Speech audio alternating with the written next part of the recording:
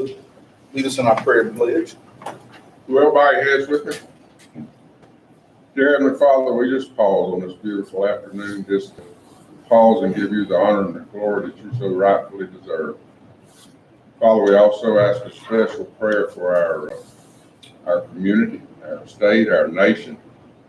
Father, a special prayer for our students and staff that have worked tirelessly to make this pandemic the best it can for their education. We're forever grateful for their efforts. Father, just want to lift up Mr. Bruce Harris and his family in our prayers. Be with them and comfort them during these difficult times. And Father, now we fixing to conduct the business of the Wayne County Board of Education. We just ask that all of our actions, our thoughts, and our decisions will be pleasing unto you. So we ask it all in Christ's name. Amen. I pledge allegiance to the flag of the United States of America and to the republic for which it stands, one nation, under God, indivisible, with liberty and justice for all.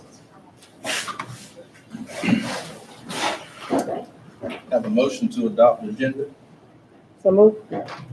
Second. Moved in second. Mr. Ellis? Yes, ma'am. Mr. Davis? Yes, ma'am. Daniel? Yes, ma'am. Mr. Ripken? Yes, ma'am. Motion to approve the minutes from August 24th, September 2nd, and September the 9th. So move. Second. Moved in second. Mr. Ellis? Yes, ma'am. Mr. Davis? Yes, ma'am. Ms. Daniel? Yes, ma'am. Mr. Ripken? Yes, ma'am. We'll start off with our discussion and information. We have a COVID update. At this time, Board, we are going to invite Nurse Ms. Carla Armstrong to the podium to give an update about guidelines and other issues concerning COVID, and then I'll come in after that.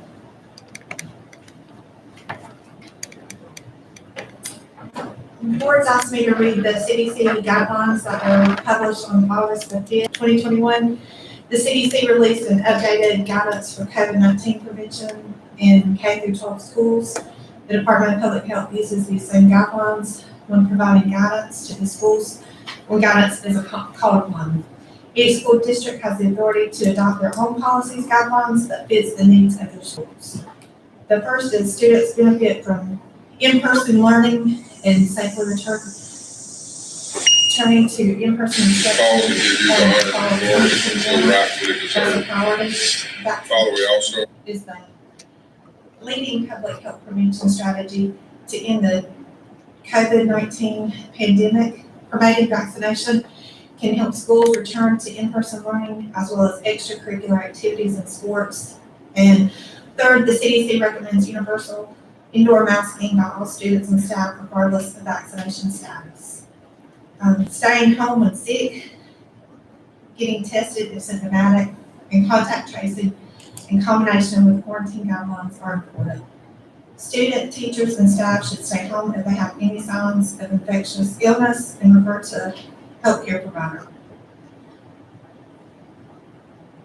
Those are the guidelines. The local school systems should monitor the community transmission, vaccination coverage, and occurrence of outbreaks to guide their decisions on the layered prevention strategies. Board, have any questions for Ms. Armstrong? Do we know what a community number is as of right now? Does anybody have a number? When I called for today, they just gave me the average of the daily COVID positives, which is a 7-day average of 38 cases a day. Positive, but you're wanting to know the total? Well, I was just seeing if anybody had any information for the last couple of days. Oh, for the school system? Not for the school system, for the community. Okay. You're saying you learned today from the health department that the last couple of days it's been average 38? 38, which is lower than it has been. It's been in the 50s the past 2 weeks prior to that, so we see a slight increase in the community numbers. As of today, we did not have any daily total student or staff reported today. We have 3 employees that are out due to positive cases and 30 students that are out countywide. So 16 total positive cases. And that's from Saturday until today. Thank you. If it pleases the board, just a few comments following up with regard to Ms. Armstrong. So basically, the CDC recommendations are that students benefit from in-person learning. Sorry, got my teacher voice, maybe that much time. But vaccination is the leading public health prevention strategy. CDC recommends universal indoor masking, 3-foot social distance. If a continuous inability to maintain 3-foot social distance, recommends layered strategies such as screening, testing, ventilation, hand washing, staying home and sick, contact tracing, quarantine and isolation, cleaning and disinfecting. For children under 12, layered prevention strategies. Monitor community transmission, vaccination coverage, screening and testing and monitoring outbreaks. Updated July the 9th to emphasize in-person learning regardless of whether all prevention strategies can be implemented at school. People do not need to wear masks outdoors. The Department of Public Health, when you ask them for their guidelines, they reference the CDC guidelines. Georgia High School Association, their most recent information states that they are moving forward without specific restrictions. They encourage member schools to use appropriate protocols as outlined by the DPH, which then reverts you back to the CDC. And they also state that playoffs should be free of attendance restrictions. I know about to information regarding additional mitigation strategies placed on the chart. Really, the only additional mitigation strategy available, I think, to us is the indoor masking when the school system is in the hybrid learning. That can begin now based on, if there's any action by the board or at a later date. Currently, our numbers are not, do not demonstrate a requirement for us to be in hybrid learning. However, it is my desire to stay in the hybrid model for at least a week or two and longer if necessary to see what the numbers do. It provides consistency to our teachers and our students so that we're not moving back and forth. Even though the numbers are down now, they could quickly rise depending on, just any number of variables that take place in our community and our schools. I know there are a lot of varying opinions, and I have heard many of those from many different groups and many different people. Currently, what I'm hearing from our teachers and from some of our administrators is that the hybrid model is something that they would like to continue at least for a little while. The diminished number of kids in the classes and in the schools allow for social distancing, allow for us not to have as many kids on the bus, allow for social distancing in lunchroom and during transition, whatever that looks like in the various level or grade band. I would probably recommend if you're looking for a recommendation for additional mitigation strategies is that we could place something on the chart that if our numbers begin to approach 3 to 3.9%, then we would ask or either require masking for everyone inside the building. I do not wish to put masking required when we're in hybrid, because even though we're in the hybrid model right now to provide some consistency and some social distancing, I think our numbers are low enough to not require a mask mandate, but it just depends on the language that the board desires to put on the chart. So that is, the information that I have for the board based upon, your requests from our last meeting.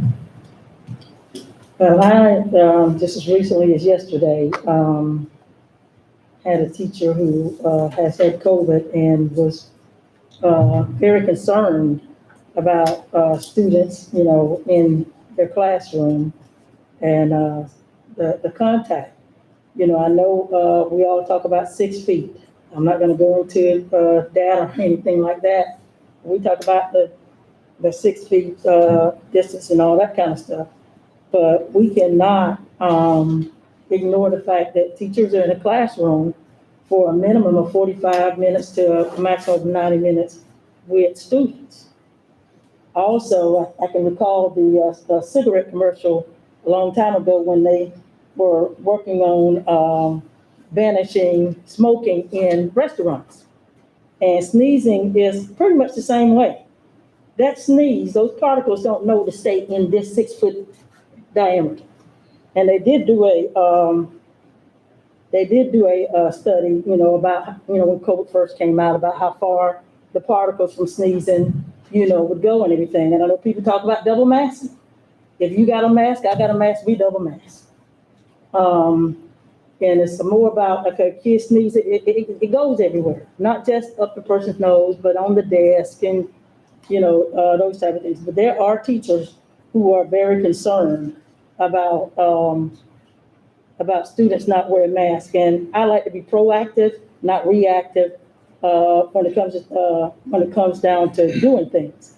And I think that we're being reactive when we wait till it get to 3.9 and then decide to do masks. If you're gonna do proactive, people have their own opinions about it, whether or not it helps or don't help. But like I said, if a kid sneezes, I'd rather for that sneeze to be caught in that mask than that sneeze to be projected throughout the classroom, because it's not gonna stay in that little space that kid is sitting in. I mean, that's just what you call just common sense thinking. You don't need a doctorate degree to know and understand that. And so I want to take that in consideration. One of my dear friends, who is also an educator, is out at this time. I'm not going to call his name, but works for this school system. Is out, been in the hospital for 3 weeks now with COVID. So I mean, we got to think. I'm not in the classroom with them. None of us sitting here are in the classroom with them to know what type of anxiety that some of these teachers are having. And some of these teachers are very, very, very good teachers. And we need to take their health into consideration. You cannot just only be concerned only about the kids. We got to take that into consideration. So, and you got a healthy teacher. You got a teacher that is a little more at ease. You got better instruction.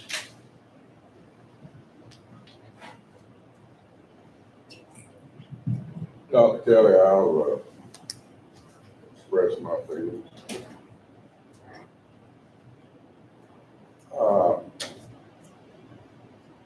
One of our physicians posted on Facebook that he goes to a tractor place to get his tractor looked at, because he's an expert in that area.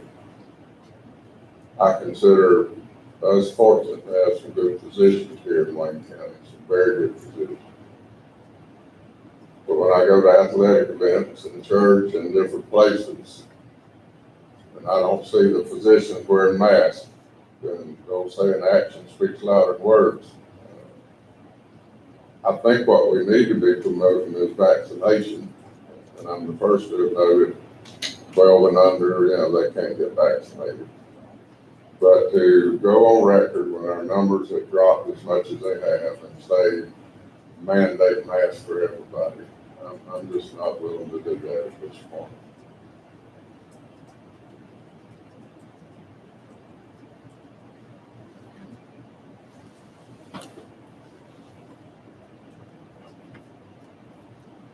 Yeah, I'm going to echo what Joe has said. I don't want it to be misconstrued that we don't care about our students. We absolutely do.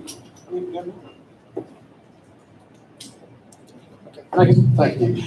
Let me repeat. I'm going to agree with Joe Mack. At this present time, I would not be in favor of a mask mandate. I think we, as a board, we need to follow the data. And when the data says that in order to keep our schools in session, that we need to wear masks, I think that's when that decision needs to be made. Again, I'm hesitant to usurp the authority of parents. A lot of parents say, who are we to say that my kid has to wear a mask? I understand there's mixed reviews on the effectiveness of masks. So at this time, I would like to let's stay status quo. Let's monitor the situation. Let's take into account the data as it comes in. And if the data warrants a mask mandate, certainly at that point, I think we could discuss it, and if need to, we can move in that direction. Kelly, you mentioned, that, if you were making a recommendation to us, you were saying about the percentage that you would recommend is about, you said 3 to 3.9. That's currently, that's the hybrid model percentage. Yes. Would you not consider, I'm listening to, Coach Daniel, and listening to Mr. Ray and Coach Mack, on a, being a proactive, why wouldn't we consider maybe doing that in the targeted area, to prevent us from, experiencing a outbreak in the, going back to the targeted or possibly shutting down. If we're not waiting to the 3, if we start seeing the increase, we start taking some, appropriate action as we see the increase and not waiting until it gets all the way up to the 3 and the 4%. If it's the desire of the board to put a requirement for masks in our targeted measures, which is 2 to 2.9%, then, I agree with that, if that's what the board wishes to do.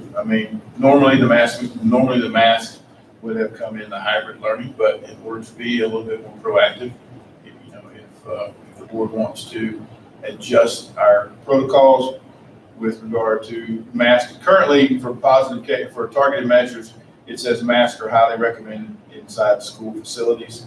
If the board takes action, we would simply, remove that and just say masks are required inside school facilities. And I have a question on, I can ask, Ms. Armstrong.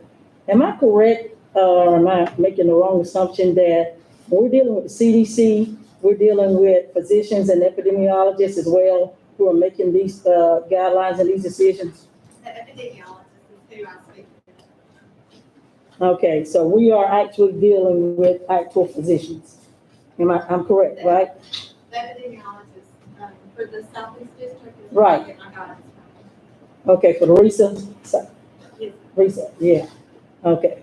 And I just was bringing that up to, let people know that we're not just coming up with things, just, flying by the seat of our pants, whatever. And when I'm looking at things like we discussed the last board meeting, it's dealing with what is recommended by the CDC, which are physicians. And physicians are human beings just like all of us are, and we have our own, they have their own ideas, but my physician wears a mask. I don't know about anybody else's, but mine does. And this one I got on the day I don't like.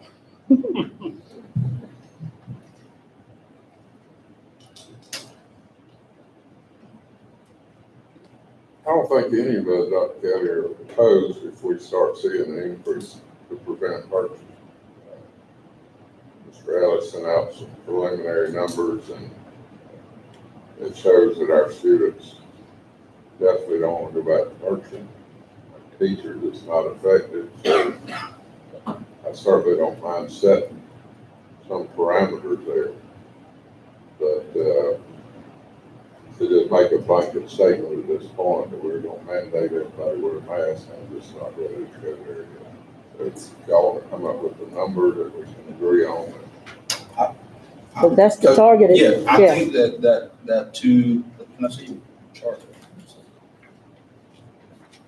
That the targeted measures is the 2 to 2.9%. That's where we strongly recommend it.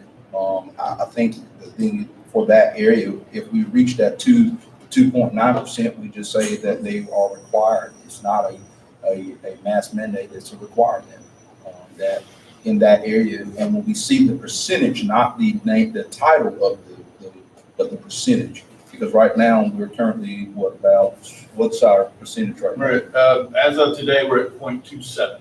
0.27.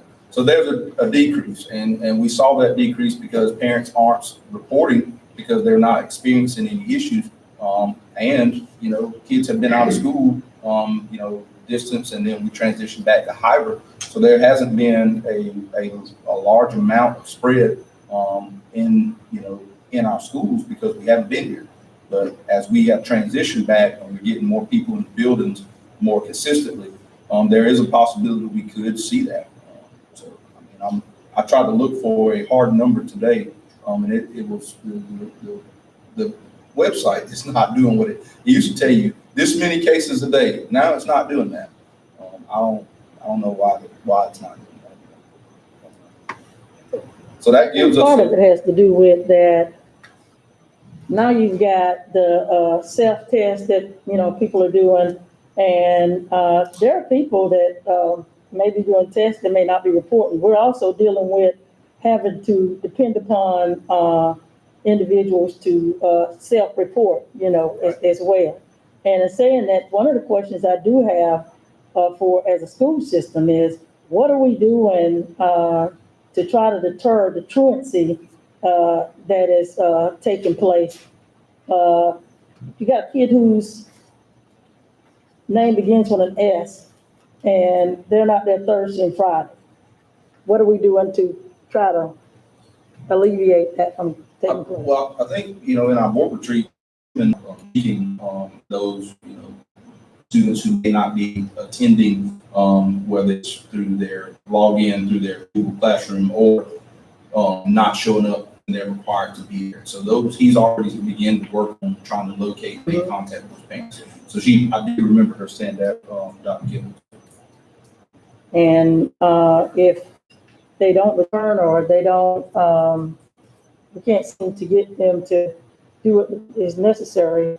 I'm just trying to figure out somebody asked me this question, so that's why I'm asking. So he'll file, the proper paperwork through the court, just like he does when we deal with any, normal truancy issue. As we are requiring students to be at school at their designated time, that falls under our current truancy code, and they're truant when they're not there, and they haven't given us valid information as to things while they're absent. Nick, Yes. I would certainly not be opposed to setting a number to where the board would approve of action. I would caution us though, if y'all remember on a Friday, we had a huge number of positive cases, and Friday afternoon we were at 4.4%. At that point, we suspended athletics. Well, come Monday, 69 people came off the list, and we were below 2% again. So if we're going to make a hard number recommendation to when we do something, I think as a group, we need to make sure that number is statistically significant. In other words, let's don't react from a one-day spike. Let's monitor it over a period of time, and if the trend is there, then we react. If not, I'm afraid we will find ourselves in a position of back and forth from day to day, whether you're below 2.9%, 2 days later you're above 2.9. Just say we need to build in a buffer to make sure that number is statistically significant before we overreact. That's why I think that the idea that Nick had, Ms. Ellis had, as being doing it in the target zone, and that will take care of that. If you're in the target zone, masks are required. And as long as you're in that target zone, masks are required. Once you're out of the target zone, then you alleviate those masks.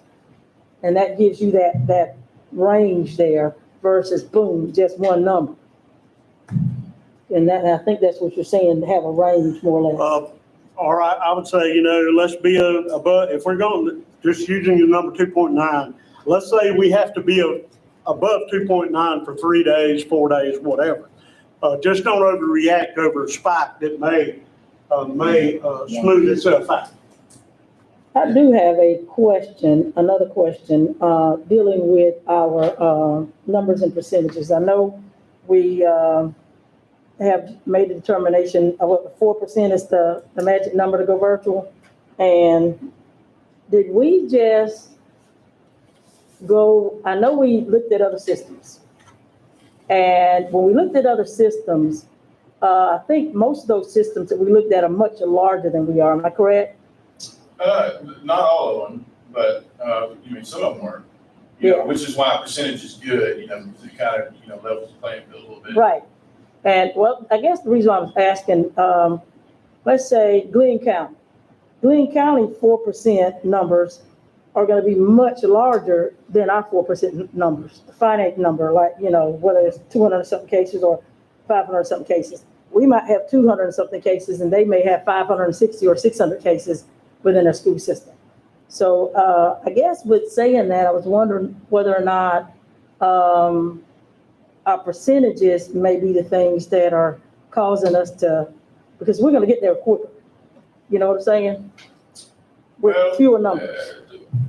But that's why we use a percentage, because the percentage is kind of level, equal, you know, level it out a little bit. You know, our 4% is gonna be different. The Right. number that, Right. that equals 4% is gonna be different than their number that equals 4% because of their Mhm. greater population.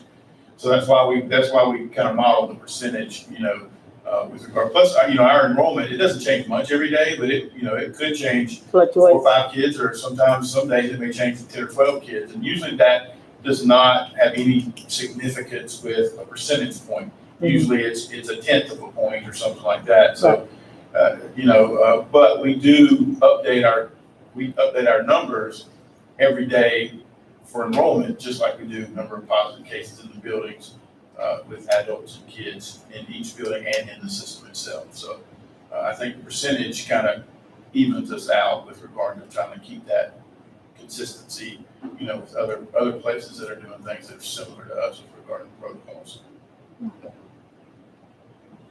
And I would, again, caution the board, you know, if we put a mask requirement in a certain category, you know, then whenever we are in that category, we should follow the protocols. However, right now, we are not in the hybrid category if you look at the numbers. I chose to keep us in the hybrid category to try to make us provide some consistency with our students and our parents and our teachers, and to help with social distancing, with some of the mitigation factors, and you know, to ensure that our numbers stay down so that we're not going back and forth. That is one of the things that I heard the loudest from the people in our building was, you know, whatever happens, let's stay there for a little bit and not go back and forth. And so I would ask the board to continue to allow me to have a little bit of flexibility with regard to when we jump into another category, and, you know, trusting me that, you know, if we jump into a category, you know, significantly, then I'll advise you, we'll make the changes needed, you know. But right now, you know, we're in the hybrid because we need a little bit of consistency, we need a little bit of social distancing. And if the numbers stay down, then we may back down to the previous category. But if we put a mask requirement in the hybrid model and do not designate, you know, the numbers that are associated, the percentages that are associated with it, and since we're in the hybrid model, then we would think that we would then require masks, even though the numbers don't dictate that. So there's a little bit of, you know, there's a little bit of fluidness to this. And as the superintendent and, you know, in charge of the day-to-day operations, I would ask the board at least continue to give me a little flexibility with how we move within the chart, knowing that, you know, if we need to be in one place or another, then we'll make that decision to make it happen and inform our public just like we have in the past. So let me get this right. In order to do that, we still would have to rescind the previous action and give you the authority to be able to require masks as needed. In order to require masks, you would need to rescind your previous action. Right now, Or make a new action. or you can make a new action saying this is what we would like to happen. What I'm saying is if you rescind or you make another action, then if you say when we're in hybrid learning, we will require masks. Well, right now we're in hybrid learning and I would like to stay there for at least another week or two. So that means we would require masks. Now, if you say, you know, when we're in hybrid learning or when the numbers are between 3 and 3.9%, we're going to require masks. That would allow me to stay in hybrid, even though our percentage is 0.24, and not require a mask mandate, but then stay in the hybrid model. That's the flexibility that I'm talking about. So I don't know if that confused you. I don't know if that was too much or what, but we'll go with it either way. But I do not wish for us to go back and forth, back and forth. I would like to be able to provide some consistency. I think the hybrid model is a good thing. I think it's going to provide us the result that we want. But if we see the numbers taken off again, then we can always either take action now, or we can always come back at a call board meeting if you desire. Dr. Kelly, when you say a week or two, are you considering this week to be one of the weeks that you're counting? Yes. So to be specific, I would like to say hybrid at least through next week. Okay. So And that gives us another Sunday reporting on the 19th. And then we will have another Sunday reporting on the 26th. So hopefully we could be back into some good times to transition back everybody by the end of the month. Hopefully, if things do not continue to increase. Is that what you're saying? That's what I'm saying. Okay. Yeah. Right now we're operating on about 8 or 9 days being below the distance learning numbers. That is a little bit of a trend. I'm not happy with us moving out of hybrid learning at least for another week. All through next week. Then reevaluate after that.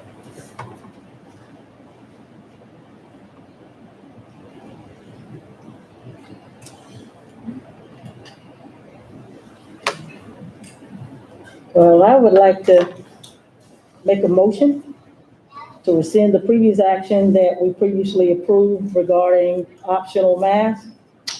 And I would like for the superintendent to be given the authority to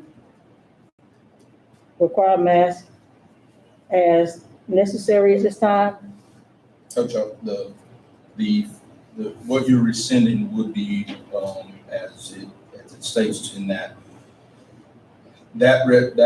motion to remove the mask mandate needs to be, you need to say it like that. So that's removing a mask mandate. That was a mask mandate that we rescinded. So to rescind that, we got to rescind whatever that motion was at that time. That means I would have to pull it up. Yes. So I got to speak it, say it. From the May 25th meeting. I can do that.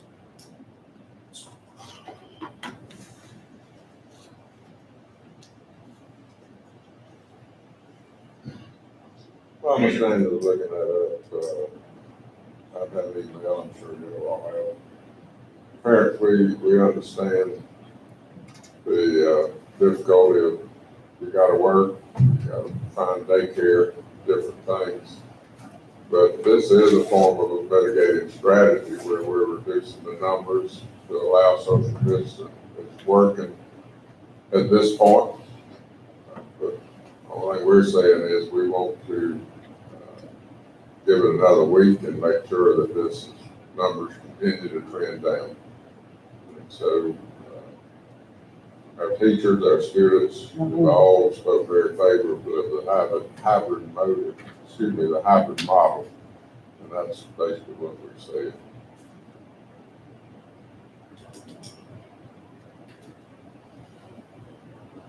Because I'm on minutes and I do not see it. You said May 25th? Yep, that was the May 25th meeting. Because on the agenda, it has budget discussion, adoption, and I click on minutes and I don't see it there. So you probably go to the June meeting. It should be on there where the minutes are reflected in the June meeting. So you're approving the following meeting.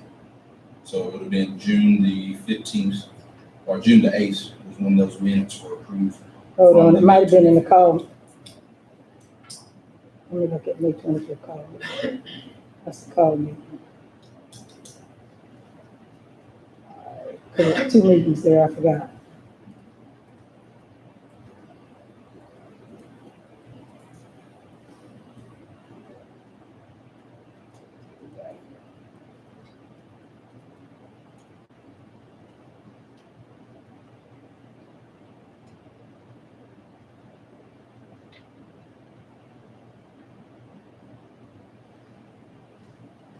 All right, the way this meeting reads, it says,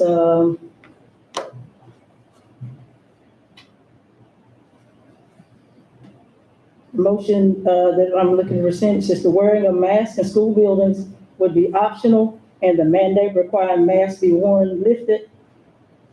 That is the way it is, written in the minutes, and I'm asking for that to be rescinded.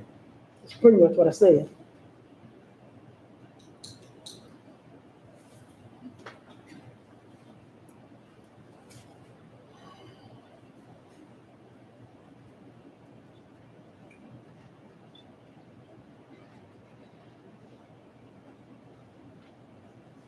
It's not saying that you're gonna mandate masks. It's not saying that you're gonna require masks. It's giving him the option to do that without us having to come to another board meeting to have to do this. It's giving him administrative rights to, do what he seems, necessary at the time. Otherwise, we'll have to have another call board meeting if the numbers, go haywire and, do something about it. It is not a mask mandate, it's just rescinding that particular action is what you're doing.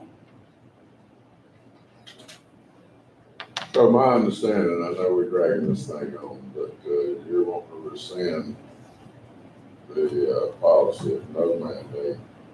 And you give Dr. Kelly the authority to, from day-to-day operations to decide if we need to go to mask mandate. Yes. You okay with that, Dr. Kelly? I am. Okay. And if the board, but if the board wants to take specific action to put it on the chart, we can do that as well. I'm just asking to tie a percentage to it and not just list it in a specific category. Right. That allows me to stay in a category without requiring masks unless the board wants to act upon that. So we have a motion and a second. Before I call the roll, I am going to have a discussion that rescinding that order puts us back into a mask mandate, because that motion was to eliminate the mask mandate that Dr. Brinson and we approved for that school year. So that's the confusion of this. Rescinding that We need to motion. call an attorney. I'm just gonna tell you now, because this thing here just got me. I called GSBA, I've called everybody. It's time now for us to call an attorney, because I keep getting the same thing. In fact, GSBA instructed me to ask us for us to call the attorney for us to get a clarification of this. Because So if you rescind this mandate, you're back in a mask mandate. now, and you give the authority, but you're giving the authority to the superintendent, it is not the same as going back to a mask mandate. You should. But we need to talk, I need you to set up something so we can speak to our attorney. You will. If you Oh, no, make- I'm not upset. I am upset, but not with you. I'm upset with the process and nobody from top to bottom able to really give me a definitive. I need the legal. If you rescind a motion that was previously made, you go back to the action that was had before that motion was taken. So when you rescind the motion that was made to make it optional, when you rescind that, you go back to a mask mandate. If you make a new action, you give the superintendent the direction. That's the order that is supposed to be followed. But if you rescind something that you took out, then you go back to what was originally done. Well, did And you the not attorney's just, gonna- did you not just add an action to that by saying that, we're gonna rescind that mask mandate, or we're gonna rescind that, but give him the authority? That's That's the it. action, is that we're giving him the authority. All you simply need to do is make a new action. You don't need to rescind what was previously done. You just. But need to that's make a what new you action. told me to do, so I did what you told me to do, man. No, I said if you rescinded that, you have to rescind it as mentioned in the minutes. Mr. Ellis, I'd like to make a motion that we We give have, Dr. Kelly. we have a motion and a second, so that needs to, go forth before we make a new motion. Joe Mack seconded it. Yes, he did. He seconded. Yeah, he seconded it. Yeah, he did, he seconded Ms. Daniel already. So not understanding, so. Can I rescind my motion? You can. I'd like to rescind my motion. Make your motion, please. Hey, Mr. Chairman, I'd like to make a motion that, Dr. Kelly is, our day-to-day operations, to give him the authority to, if our COVID numbers start exceeding 2.9 over a 3 to 5 day period, give him the authority to require a mask mandate.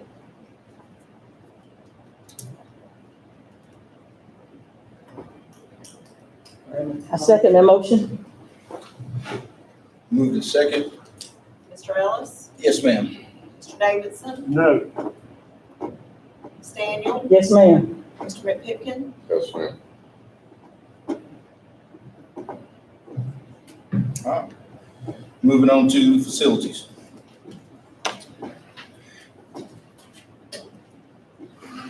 I saw Mr. Weaver, something.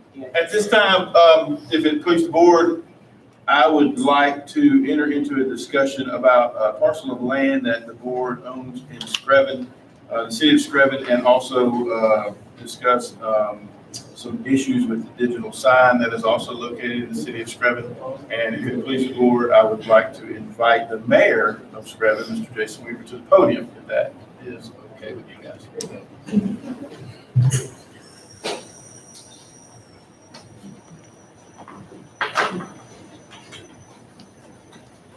Thank you. Are we working on both issues right here? Or You can speak to either or both, however you want to do it. You're just providing information to the board. okay, I'll start with the sign, if that's okay. Sure. 2015, previous administration at Scriven Elementary, previous board members, I don't know if any of you guys were even on the board in 2015. Okay. But it was a deal, I don't think it was struck, I'm not sure it was struck through the board, but it was struck through administration and that'd be somebody else, maybe school system maintenance, I don't know. But anyway, a sign was erected in the park at City Hall. It was agreed upon that the city would pay the power, we would house a sign because that school sits so far off the road for messaging, because all the other schools had LED signs and Scriven didn't, and apparently it was principal's discretion money, and that's what they wanted to do. Well, we paid the power bill, we've done everything. The deal was that if maintenance, the thing was under warranty for so long, and the lady that sold it's here if there's any questions to that effect. But it was under warranty for so long, and then when it went out of warranty, we would split the costs. Ray Thornton erected the brick monument deal, or whatever you want to call it, that holds the sign, and Ray Morrison them run the power. And cities paid the power bill. We put every message the schools ever sent on it, never failed to do anything. Now, fast forward, out of warranty, literally by days, sign goes out.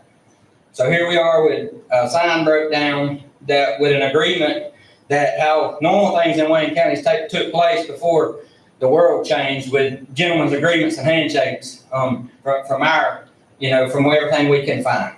I've been asked, you got this in writing? Well, no, I don't. I don't have the service delivery strategy in writing either for the county and city for the past 10 years. I do now, but I didn't then. So, that ain't how we operate. We operate on faith and good stewardship. But now the first issue, we can't even check this sign. We got to pay $875, which is not an issue. But that's the first issue, to even see what's wrong with it, because we won't power up. So after that, it could be, I have no idea how much money. I mean, it could be $10, it could be thousands of dollars. I mean, I don't know. But as a city standpoint, we're not going to proceed with it if the school's not going to honor what they said. And it don't matter who paid for it. It don't matter if it's principal discretionary money. It don't matter what. This sign was erected in our Veterans Park for the school. It wasn't put there for the city of Scriven. That's just the bottom line. And if you guys, I got to answer to my citizens, and I've already been told that you guys ain't gonna spend their money on it. You're not worried about it. So now I got a big brick thing erected in my park. But if that's the case, then I want you guys in this meeting to do that so my citizens can read that, Scriven have held their end, but the school did.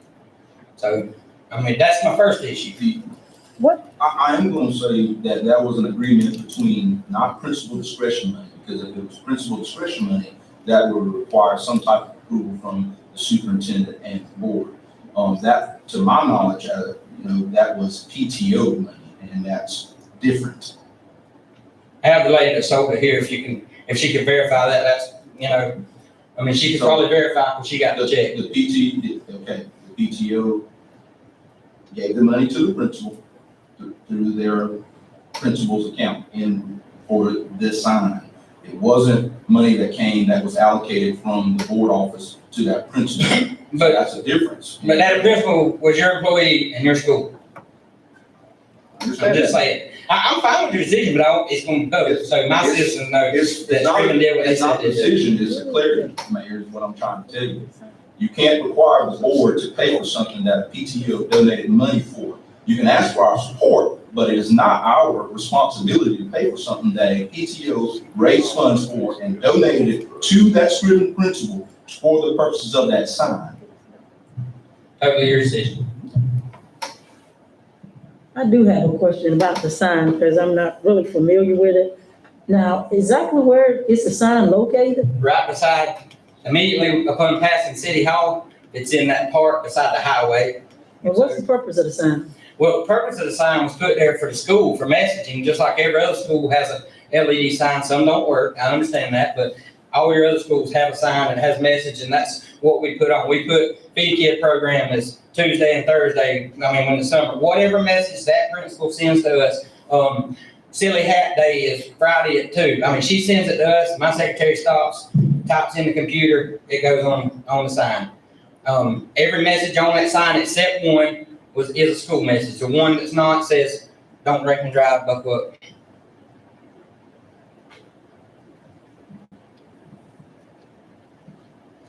This sign was purchased before you became the mayor. Yes, absolutely. And this agreement was struck before I became mayor. I'm totally on the back end of this, just trying to get a sign fixed with a monument erected in my park. Again, that's an opportunity for us to have a conversation about the sign, but we are not required as a board to fix this sign, and nor is it our responsibility when taxpayers raise money at a private organization and donate it to the school for the purpose of that. We can have a conversation about it and we can explore those options, but what you're saying is that you're trying to put this responsibility burden on the school board, and it's not our responsibility. No, I'm trying to split the cost with you, and I'm not trying to put it on you. I've already been told you're not going to fix it. Okay. So if This is the first time that you came before this board That is correct. to talk, so That's we correct. can have a conversation about it. What one superintendent and what one principal and what former board members and current board members, you making a presentation to us, so we'll have an opportunity to speak about that maybe. Mr. Ellis, with all due respect, the current superintendent told me you're not fixing. No, the current superintendent told me that we are not interested in the sign. That's Same what the thing. current superintendent. Same thing. Well, I just wanted to clarify that citizens can't be mad at people who didn't have the responsibility of maintaining or putting it. I understand, but they want the sign running, naturally, and You're making a presentation to the board, so the board can make a decision as to what they want to do. perfect. You want me to just go to the next? This is probably not a decision for the mayor at the moment, right? I don't know. Does the board you want to continue your conversation, or do you want? No, you can discuss that before I go to the land, that's fine. I'm gonna make this statement. You're making reference to previous boards, previous maintenance, and he did this and he did that. I'm just gonna be straight up with you. We changing some of that. I understand. That's not the way the school system's run. That's not the way a school board is supposed to be run. And it's not the good old boy system. We're trying to do it by the law and do what's right, so. If I that understand. doesn't fit your agenda, then I'm sorry. No, I understand That's what totally. this board's gonna do.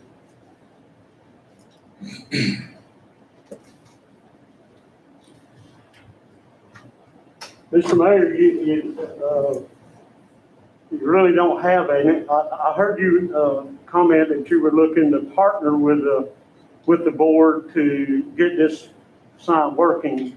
But we really don't have any idea of what the potential cost could be. No, sir. All we know, Mr. Davidson, is at this moment, for sure, the first part we gotta buy is $850 to $875. And that's from Ms. Delegate, that told us that her maintenance people to even see where we go from there. And that's why, like, if I knew that was gonna take care of it, I wouldn't even be up here in front of you. The city would pay for it later on. Would it be feasible for you to come back or send us, an estimate on what the cost would be where we would know an exact dollar figure that we would be obligating the school system for? I've had like 3 meetings with Ms. Delegate, and unfortunately, all we know is we can't turn it on until we buy the $875 piece. So no, we don't know what other damage could I know, be but my possible. point, it sounds to me you've already committed to doing the troubleshooting portion of, okay. At that point, you should have an estimate after the troubleshooting portion. Would that be fair to say? They couldn't get past the 875 point from my understanding because they can't power it up to see. So do we not have a sign at all at, Scriven Elementary? I'm not. Not a digital sign, no, ma'am. Well, the reason why I was asking this is that I know that you're feeling that with it being on the main highway of 84, that it would be advantageous to people to, see it right off the highway. But we do have other schools that are not located in those, in that type of proximity, such as, you look at Mark Ross Smith, they do have a digital sign, but they're down North 4th Street, almost down Cabo Road. So if you don't go down that way, you're not gonna see it. And the primary, purpose of that is for those parents who are, whose children, go to that school, for them to be, informed about some of the things that are going on. And I think, one of the other things that the board may be looking at is that we have other methods now to, inform parents about things such as Kinvo and, send those messages out that way in the telephone. I don't know what that one is called. So I think that's one of the things that we're looking at, is that it's not at that school. And, and we don't have as a school system or that school, they don't have direct control over what is put on that particular, marquee. So the power to sign is $875. Yes. And you won't be, that could fix it or it could not fix it. Right, or it could show, once we power it, we can see if there's more damage. But they've not been able to go to even check because they can't power it. But I understand totally what you're saying, Ms. Daniels, 100%. And that's fine, if that's the direction, we're totally okay with that. But I can't move forward with my direction from the city of this brick monument out there until I know if we're gonna, Right. it holds a sign right now, so we'll have to go different avenues and, until we decide. What you gonna do? Yeah. And it was an agreement between, again, previous members of boards and principal and the city prior to any of us. Other than maybe Mr. Carroll might have been in office at that time. Mr. Chairman, I think of Odom, I think of Martha Rawls and all these others. And personally, I'm not gonna be in favor of it. I'll just go ahead and tell you, Mayor, because I think then Odom citizens would have the expectation, the right to say, well, we want to sign up on the main highway. Okay. Is it possible to get a sign like Odom and all those have at our school? If our principal comes to it, I'm sure we can. I just want. But I just don't think, personally, that would fall under a city hall / school sign. I'm just not in agreement for it. That's my own opinion. Well, I would like to have some conversation to continue about it before we, take action on that. I do know, back in 2015, I was just getting here. Dick Woodard was hired as chair at that time, and I was the vice chair, and served as the interim chair because he took illness. So I can tell you that the board did not approve any expenditures for that sign. That was strictly a donated gift to the principal's account. That's what I wanted to clarify, is that the school board did not build that sign or authorize it to be built. There were a couple other schools that did some other sign projects, and their PTOs also assisted in those sign projects as well. So When you say build, I mean, the maintenance department build it now. the maintenance department built our sign, built your sign. Yeah. Mr. Raycon.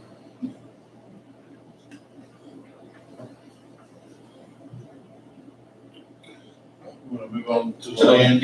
Yeah, let's move on. Mr. Harris, I mean, I hate that he's not here, but, I'd like to get his input. I'd like to go see the sign, but as of right now, It's right beside City Hall. I'm not in favor of it right now. It could be changed, but at this point, I'm not in favor of it. That's fine. Lane, It's parcel S2-37 in the county. It is actually, 0.86 of an acre. It is the old, I'm not old enough to know the name of what it was, but it's over on, the east side. And this building used to be two buildings basically, naturally, because one was classrooms, one was lunchrooms in its time. And somehow or another, years ago, this building was split, and naturally, there's a breezeway that connects them.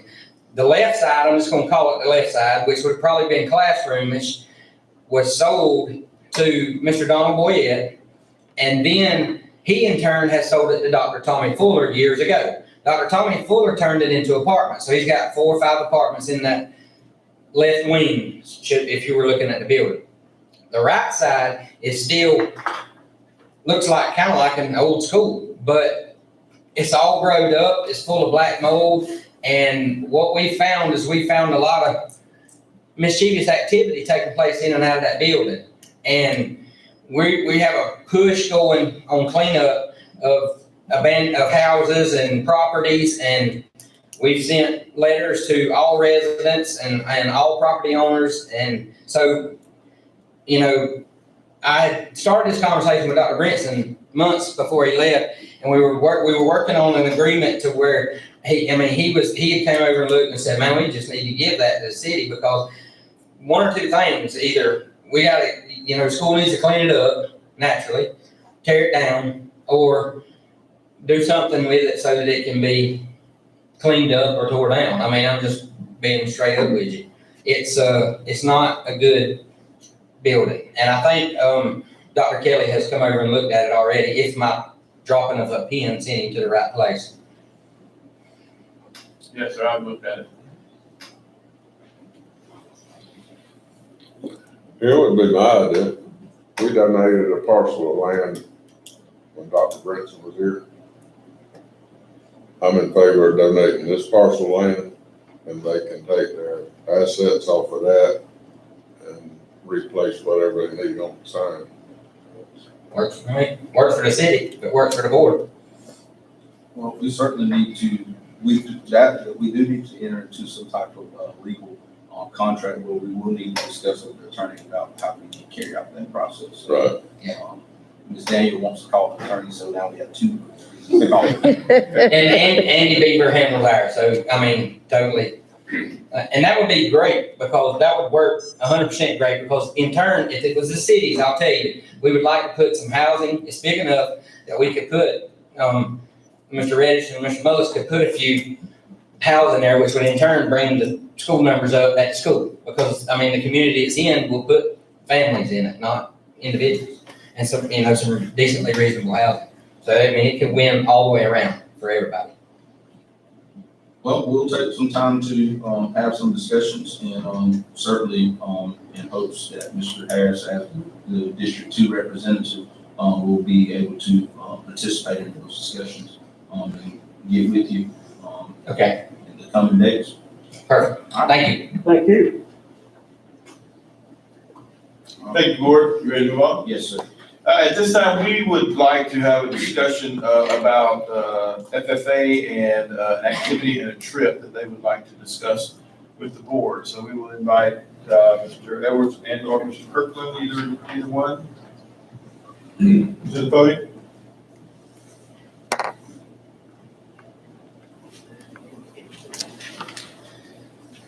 Good afternoon, how are y'all tonight? Good. All right. Good. We were here last month and talking about some of the FFA FFA happenings, and one of the things that we talked about was our trip to the National Convention. We had Luke Hendricks come and talk about his competition, and talked about a couple other folks. So the convention will be October the 27th through the 30th. What we've typically done in the past is we've always taken our entire FFA officer trip, or officer team that could go.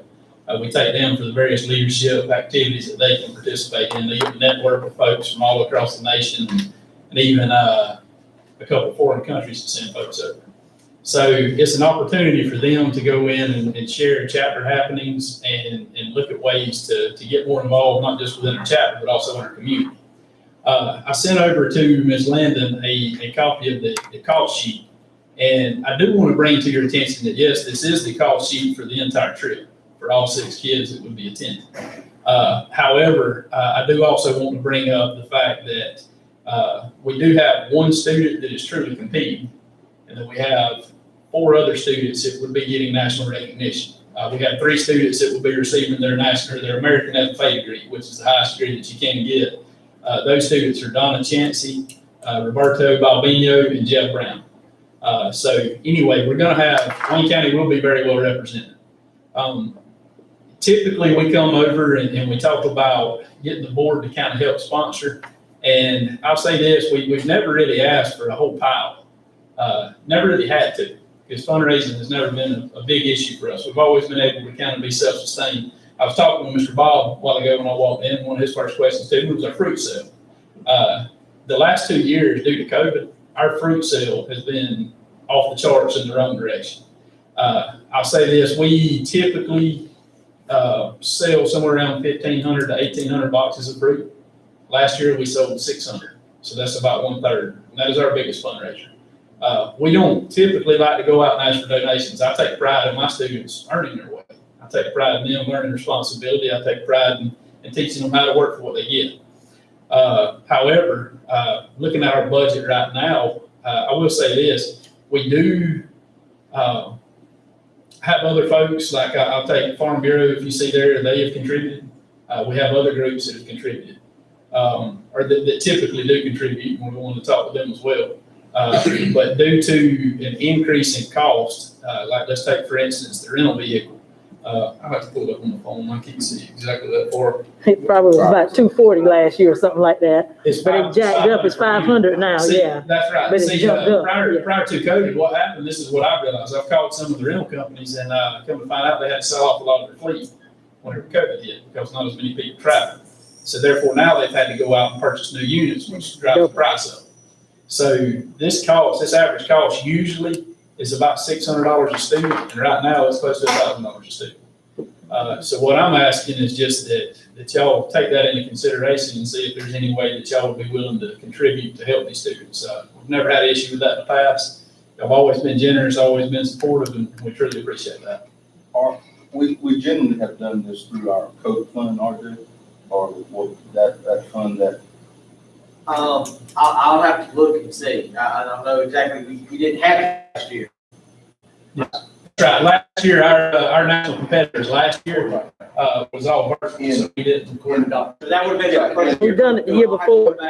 So what I'm saying, in previous years when we provided for students to attend through different organizations, that normally has came out of our code. Probably so. We want to see that to the board office as well, just like the high school. Okay. So we don't know what's in there. I'll have to look and see. I'm not 100% sure what's in there. I looked at the contract actually the other day for something else, but I'd have to actually look and see what was in that particular fund to see how much was in it. Would this not be an extension of an academic or curricular type activity since, dealing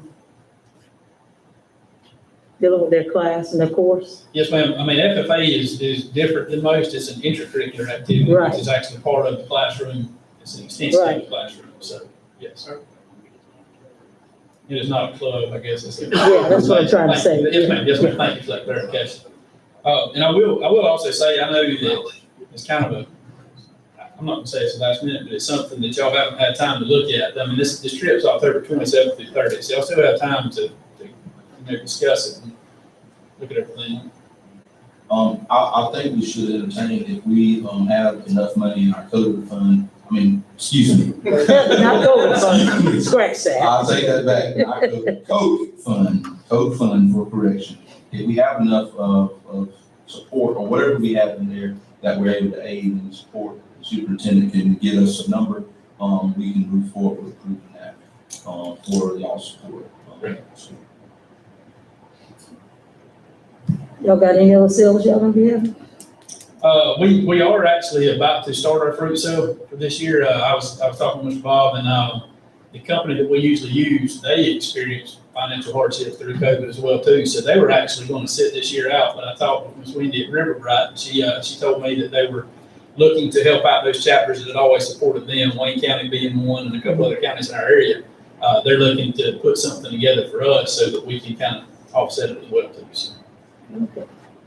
So when do you think that's gonna kick off the food sale? I'm waiting on them to give me prices, so hopefully by the end of the week, I'll have forms in kids' hands and be ready to go. Okay, within a week, when we Facebook Live, if they can have the FFA, FFA sale. sale, I'm hoping, about as long as I get hopefully in about a them to me, I promise you, I'm ready to put them in kids' hands and get some money in the account. all right, let's go Wayne County. Thank you. Dr. Kelly, are you gonna give us a report on that number once you're in our day to see what we have in that account? Yes, sir. Okay, so as soon as he lets us know, we need to be prepared to assist. I think that's a good thing. I want to make a personal contribution as well, so. Okay. Thank you so much. Will we end up having to take any action on that later on, or Yeah, we that's will. something? We just, as soon as we get the number, what's in there. Well, see, because I'm wondering, like I said, that's the reason why I asked about the class. It's not like a sport. You follow what I'm saying? It's not like basketball or football or, so that's why I was asking whether or not the superintendent could just handle that rather than us having to make a motion and do I that. don't necessarily think, I think because of the practice that we've always done, when we've approved these extracurricular, participations from the board's perspective, and we normally generally done that out of code. We haven't done it anywhere else. Since I've been on this board, we've always done it out of code. Okay. Yeah, I was just trying to get that clarification. Yeah, I don't know if the superintendent had an opportunity to research that or look at that. Initially, my initial response would be that it does not need action from the board. That's a discretionary fund. And if there's a desire by the board to do that, then we can research that and have the funds available. And, if there's no precedence, then I think the superintendent should be able, I think I should be able to just, make that contribution, from it, because it's a discretionary fund. It's not taxpayer money. It is revenue generated from, our relationship with a vendor. We've always took action on that. I just. Okay, and then if that's. Just wanna precedent, continue to then practice, we can right? do that. Online, we're gonna support you. Yes. Yeah. Thank y'all. We appreciate it so much.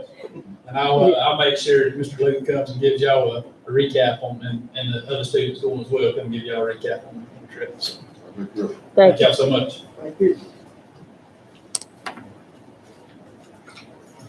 Mr. Chair, if we move forward? Yeah. All right, instruction and assessment update. We've already spoke about the hybrid model, so I won't bring that back up again. Did want to let the board know that because of the changing in the various instructional models, we have made a decision to change our format and our date for progress reports. It's being communicated, and unless there's no specific action, we'll just take care of that to make sure that our students, our parents, our families are informed of what would normally be on a progress report with regard to, achievement and various other things to make them aware. So, unless you have any questions, we'll just move on down. Wanted to just make mention and bring to the board's attention that the Southern Pines College and Career Academy that we are working with has put out a 2021 local workforce development needs assessment. And local businesses and industries in Appling, Bacon, Jeff Davis, and Wayne counties identified their top 20 workforce needs, and I just wanted to bring that to your attention. Industrial systems, technology, advanced manufacturing, electrical construction and maintenance, welding and joining technology, construction technology, commercial truck driving, nursing, education, engineering technology, timber harvesting, automotive technology, computer information system, business administrative technology, air conditioning technology, paramedics, nurse aides, marketing management, radiologic technology, accounting, cybersecurity, and drafting. We're the 20 top local workforce development needs assessment items that was identified by our local business and industries, and those things coincide, not fully, but many of those coincide with the current CTAE opportunities that you heard Ms. Harrison present the other day. You've heard various other presenters talk about that, and then we also have the technical college, and we'll have the college and career academy once it's up and running in a year or two to assist our kids in those opportunities. No action, and nothing, just other than I wanted to bring that to your attention.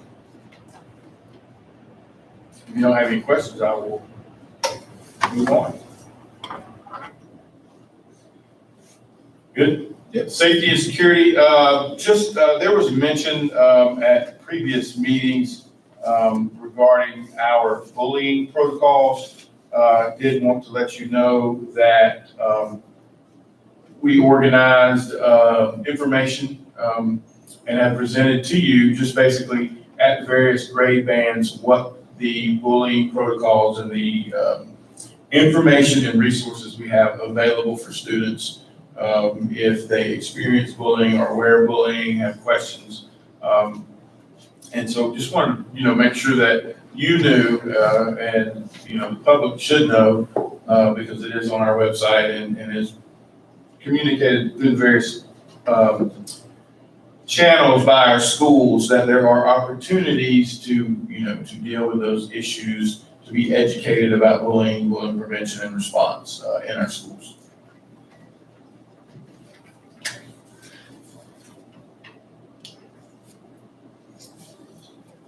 All right, capital outlay.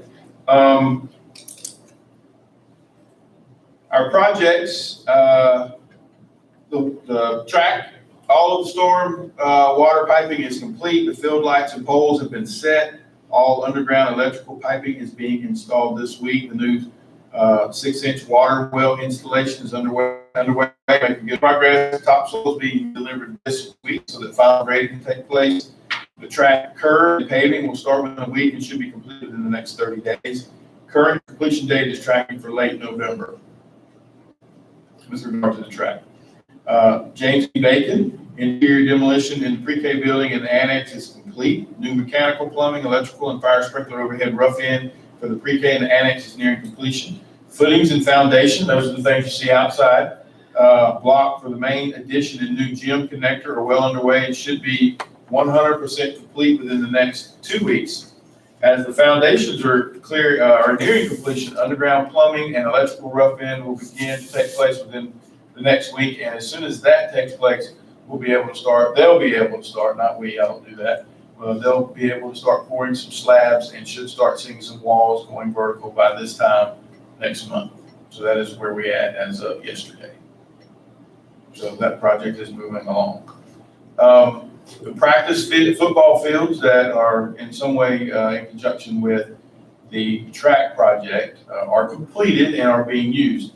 We had a desire to explore some wetlands delineation between the two fields. We have had that completed. We have a report that is in some way a little different with regard to where the wetlands are currently marked.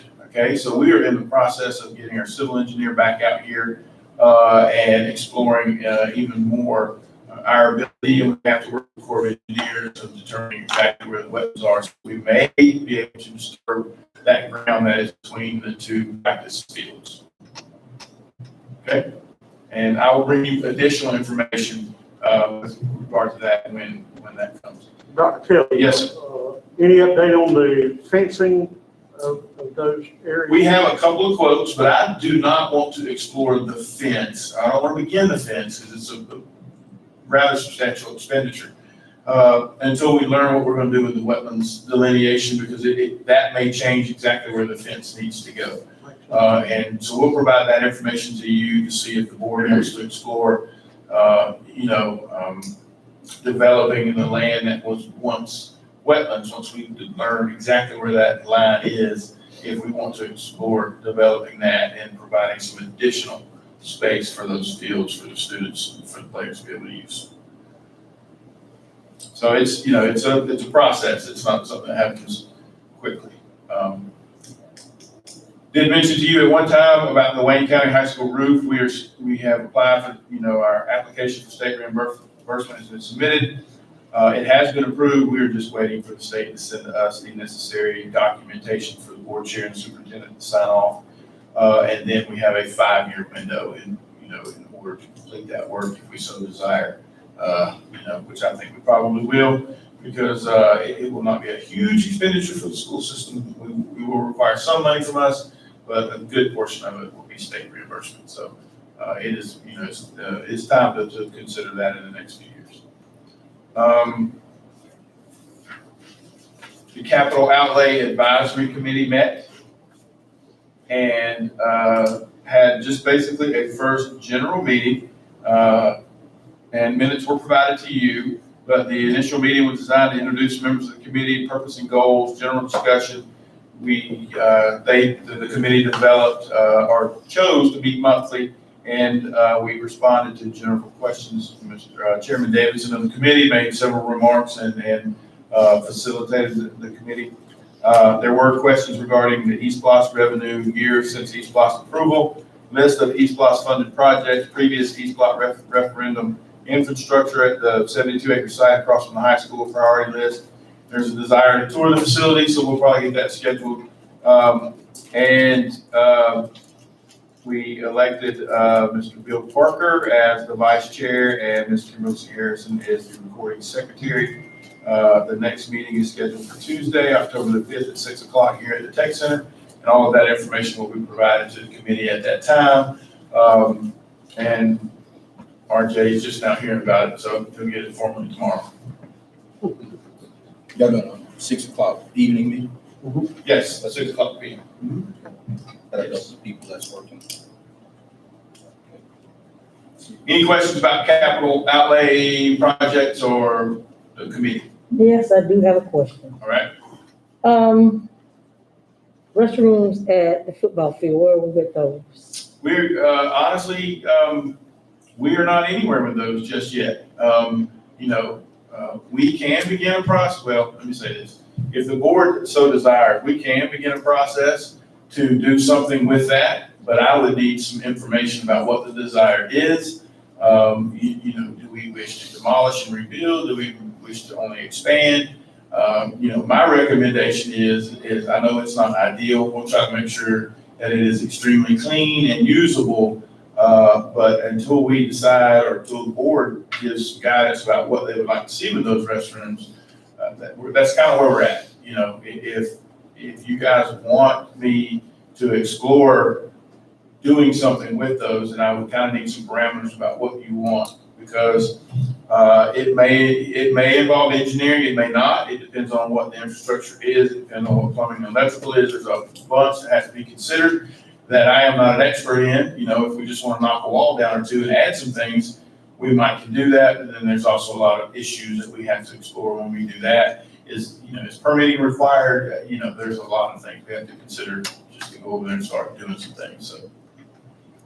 One thing that we could consider, and again, as we go through the phase where we investigate what we want to do, a temporary restroom in a trailer mobile facility might work, for a 2 or 3 month period in fall. I mean, replacing toilets and the stalls is not a hard job. I think that's you're taking out toilets, taking out sinks, and putting up some stalls.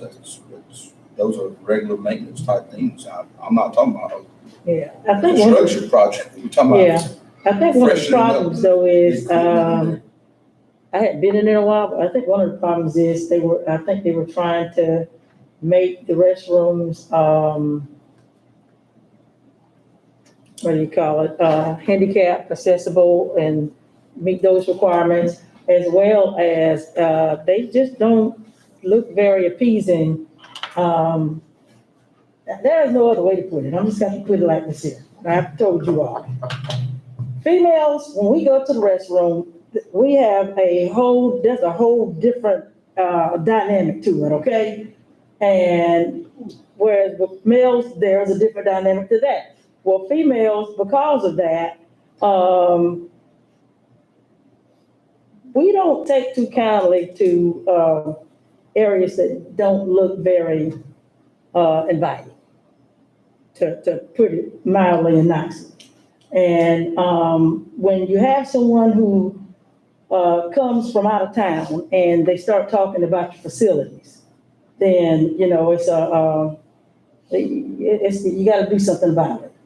And I can't be the pot calling the kettle black if I'm asking somebody else in our county system to do what they did to upgrade their facilities, and I don't push us upgrading ours or doing what we need to do to make our stuff, you know, presentable, which Dr. Kelly has been very, inviting to it. You know, we've had a discussion before about that.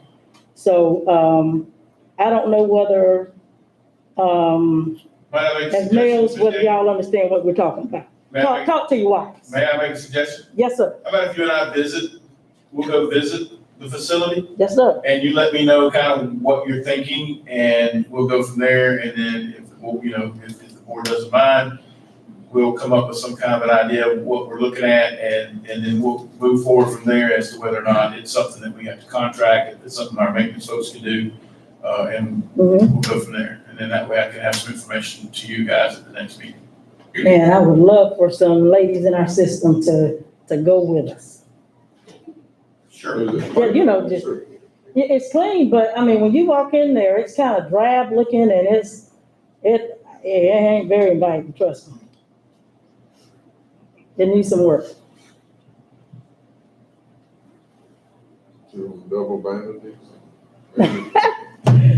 Yeah, we don't have to have the double vanities and everything. Affidavit. All right, if that's okay with you, Ms. Daniel, we'll meet. Yeah, now, if I bring the real ladies, we're gonna have a lounge and everything up in there. All right, well, yes, ma'am. Affidavit, our executive session affidavit, if it is required that all members of the board sign the affidavit for executive session, we now will be required to have a policy stating that. And so since our current practice is that all board members sign it, then we have a GSBA example for that. Just something that was recently passed in some legislation. And I will ask Dr. Schmidt to bring that to you for consideration first reading at the next board meeting where we present policy. That's just for your information. All right. And if it pleases the board, we will move to board policies. Dr. Schmidt.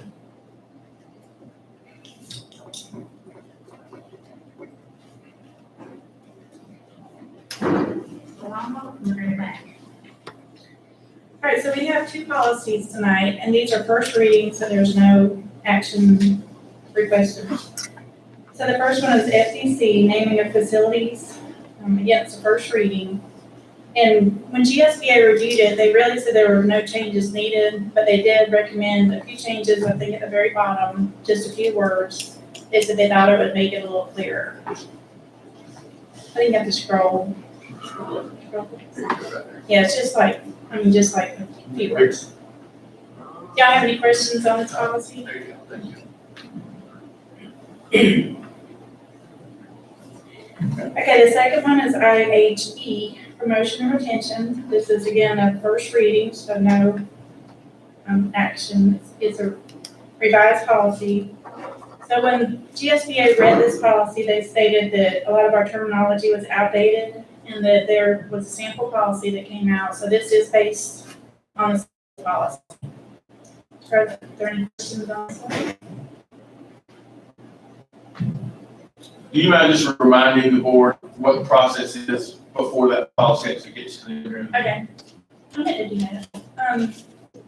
So for our policy process, I usually, if they haven't been read by GSBA or if there's not a guideline from GSBA, they read it to see if there's any changes they recommend or, is the terminology outdated or anything like that. So I make the changes, I take it to the directors meeting and bring it up there to see, if they have any feedback on it. Do they suggest any other changes? Do I like these changes? And then once I finish up from there, I make any corrections. Before it comes to the board, I send it to Dr. Kelly. Dr. Kelly approves that these are the policies that will come to the board. and I bring it to the board. And then if they're, like at the directors meeting or with Dr. Kelly, if there's an issue, then I go back and start the process all over again. Thank you. Yes, sir. Any questions? Specific questions? I just wanted to remind you all the process. It is vetted before it gets to you guys pretty thorough. I'll start doing that at each meeting, if I remember. Not a problem. All right. We need an executive session. We do. Okay. Moving to executive session to discuss and deliberate upon the appointment, employment, compensation, hiring, disparate action, or dismissal, or peer evaluation of or rating of a public officer or interview applicants for the position of superintendent. Motion for executive session. So moved. Move to second. Mr. Ellis? Yes, ma'am. Mr. Davidson? Yes, ma'am. Ms. Daniel? Yes, ma'am. Mr. Pipkin? Yes, sir.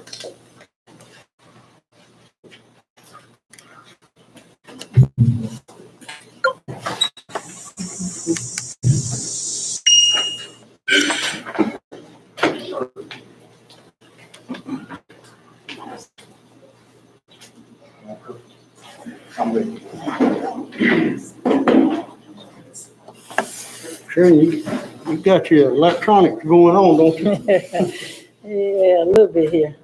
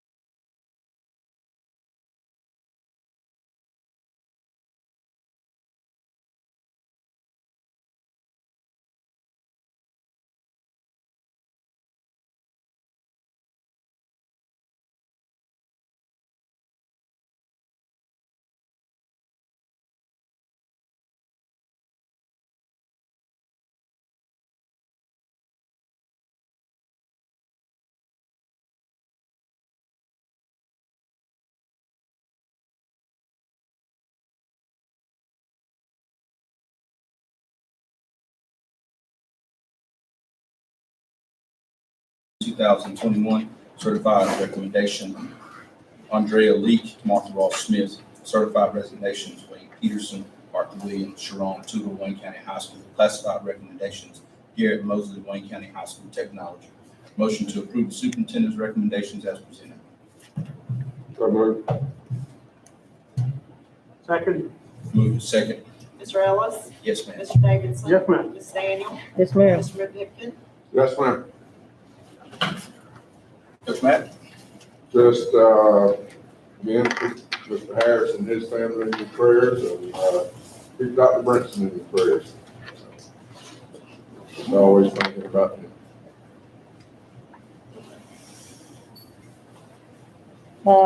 Just want to say, keep everybody in our prayers, because this thing here is something else, especially when it starts hitting people that you know. I do also want to say, let everyone know that whenever we discuss things here, there's nothing really so much what I call personal. We got 5 board members, and sometimes we have different opinions with different things, but it does not mean that we are a divisive board. It means that many of us are passionate, and that is why we come to a meeting, is for us to discuss these things and for us to come to a general consensus for the whole board. So I just want to let everybody know, I know you sometimes hear us, talk back and forth. We're not arguing. It is a discussion. And I just want to clarify that so everybody would understand that. Mr. Carter? I don't have anything. As always, just want to thank the board for their wisdom and their guidance. It's tough to be a board member, especially right now, and thanks to all the teachers and our kids in the system. They're doing a great job. Adjourn by commission.